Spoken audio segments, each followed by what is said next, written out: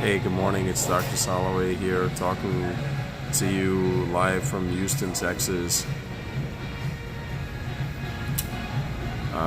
It's early Saturday morning, waiting to come back to Philadelphia Airport, and thought I'd drop in a little bit of knowledge and insight about arthritis in general this morning. So a lot of people will come in and they always tell me they have arthritis. So people have different definitions and conceptions or misperceptions or misconceptions regarding what type of arthritis they have. So in general, there's rheumatoid arthritis and osteoarthritis. In the rheumatoid arthritis category, there's many other things. In the osteoarthritis category, there's really only 2 or 3 things. So you can make a little chart and you can write at the top of the chart inflammation, and then under that you can make 2 arrows. One can say arthritis. Actually 2 can say arthritis. One can say arthritis from inflammation, and one can say arthritis from wear and tear. Typically, wear and tear is known as the good arthritis on the street.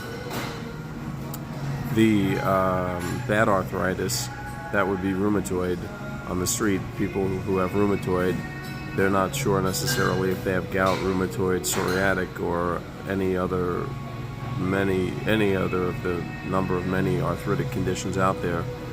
But if there's inflammation involved, that's known as bad arthritis out on the streets. And osteoarthritis, which is usually knee and lower back, causing pain as you get older. You'll have stiffness if you sit for a long time. Stiffness lasts 10 or 15 minutes. If you wake up in the morning, you're stiff for 5 or 10 minutes. With the bad arthritis, you wake up, you're stiff for many hours, you're not stiff for minutes. It's really hard to get going in the morning. You need medication to get moving. A hot shower doesn't do it for you. If you sit in a chair for a few hours and you try to get up, it takes hours and hours to get going. These conditions involve the hands and wrists as well. The good arthritis, or the osteoarthritis, causes problems where you can't turn doorknobs, you can't open jars, your grip is weak, you drop things. This is treated easily with an injection to the base of the thumb where it meets the wrist, and the cure rate is almost 100% in my hands. So if you fit in that category, call us, tell us that your wrist or hand hurts and that you can't turn doorknobs. We'll get you right in. On the bad arthritis side, the fist gets swollen. The knuckles between the wrist and the hand, that first group of knuckles, they get stiff. They can't move, they can't open, they can't move, they can't hold a glass of water. And then after about an hour and a half, they loosen up a little bit, they can move, they can get functioning, and often even to get moving requires medication. The medications include NSAIDs, which would be like ibuprofen or Aleve or and any of that class of drugs. Your doctor might refer to them as NSAIDs. If NSAIDs are good enough, then your arthritis isn't that bad, because most people with rheumatoid or the bad kind of arthritis require some dose of steroid, some DMARD, and some biologic. So DMARD means disease-modifying anti-rheumatic drug. That class of drug typically refers to methotrexate. There are secondary DMARDs, which include plaquenil, sulfasalazine, azolfidine, Imuran, which is Cellcept, mycophenolate mofetil, mycophenolate mofetil is Cellcept, Imuran is azathioprine. There's many of them. In the past, we used to use gold salts, oral gold, injectable gold in an oil solution, injectable gold in a water-based solution. These are widely not available anymore, although there are a few people trickling around that seem to get it and still take it.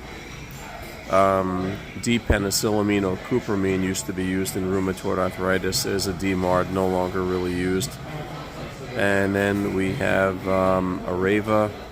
Areva is a substitute for methotrexate. Not a bad drug, not the best, but not the worst. You should always know that if there's a choice in drugs, it means that there's no one perfect drug. If there was a perfect drug, you don't need a choice.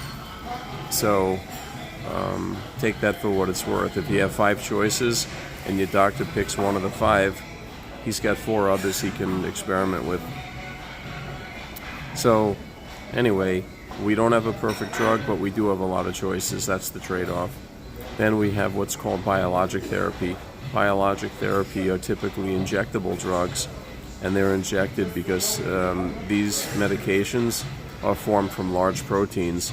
They're too large to make in the form of a pill, and if you were to drink the liquid, your stomach acid would destroy the protein. They come in different varieties. One is called TNF, or tumor necrosis factor alpha inhibitor, TNF inhibitors, and that includes drugs such as Enbrel, Humira, Remicade, Simponi Aria, Cimzia. I'm sure I'm leaving one out, but you get the point. Then there's interleukin-6 inhibitors. That includes Actemra, which is also known as tocilizumab, interleukin-1 inhibitor, which is Ilaris or canakinumab, and the other one is Kineret or anakinra. T-cell inhibitor, which is called abatacept, which is also known as, I believe, Orencia. If I'm wrong, I apologize. Let's see, what else is there? There's CD20 inhibitor, which is a B-cell blocker called rituximab or Rituxan. Again, we don't have a perfect drug, so we have a lot of choices. Many people get tremendous or phenomenal relief from any one of these drugs, and frankly, probably would get relief from other ones. It becomes an issue of what's the most convenient for the patient, what works for the patient, how reliable is the patient to either get injected in an office setting versus a home setting, what's safer for the patient. And I personally feel that the IV drugs work better than the subcutaneous. They get to the point of attack faster, and there's no possibility of the drug not striking its endpoint. When you give them at home, things just don't always work out properly. You don't have medical personnel around, and side effects, complications can occur. If your doctor offers everything in a full-fledged manner, he or she will offer you all choices, not just the self-one at home, but the doctor needs a facility to give the drug. If the doctor doesn't have a facility to give the drug, then they're not giving you everything available. At my facility, we offer not only the drugs on site and the administration of the drugs on site, but we do your x-rays and your blood on site. We have a lab there. We can look at your synovial fluid there. We can do and read your x-rays. There's a lot that we do. People may get turned off by waiting time. However, when they find out that they don't have to leave to get their blood, their x-rays, their MRI, their CAT scan, their ultrasound, or anything else, including their treatment, they become quite happy quite quickly.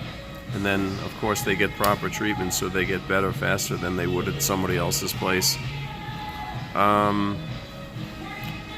There's one drug, it's a pill called Xeljanz. Xeljanz is called a JAK-STAT inhibitor, and there's another JAK-STAT inhibitor that hit the market recently as well. It starts with a B, baricitinib, I think it's called. I don't have a lot of experience using the drug, but that's my choice. Those drugs block combinations of all the substances above that I just talked about, and by blocking too many things, there are a lot of side effects, including low blood counts being one of the major ones. It's only my speculation, but the drugs are under experiment in almost every field of medicine for treating cancer right now. Whether there's long-term success in rheumatology or not, I personally, I can't say one way or the other, but I'm not sure if I believe in the whole concept of the need for or the use of these JAK-STAT inhibitors or SYK inhibitors, SYK. I don't know if the long-term use of these drugs will ever be formidable in treating any arthritic condition, frankly, because the downside outweighs the upside. In the other drugs, they're a little bit more specific. It'd have to be genetic modification to allow these drugs to be more selective and have less side effect. There's just too much danger in the way of administering the drugs. Recently, one of the drugs had its dose by the FDA, maximal dose was limited due to pulmonary embolus. So that was a kind of random side effect. The common side effects are low blood counts and all the side effects from getting low blood counts. So it's a little bit of an explanation here. We do use prednisone or methylprednisolone. We use as little as possible for as short as possible, but they should never be not used. Okay, so you just got me first thing in the morning from Houston, Texas, sitting at George Bush Airport. And be well and enjoy your Sunday.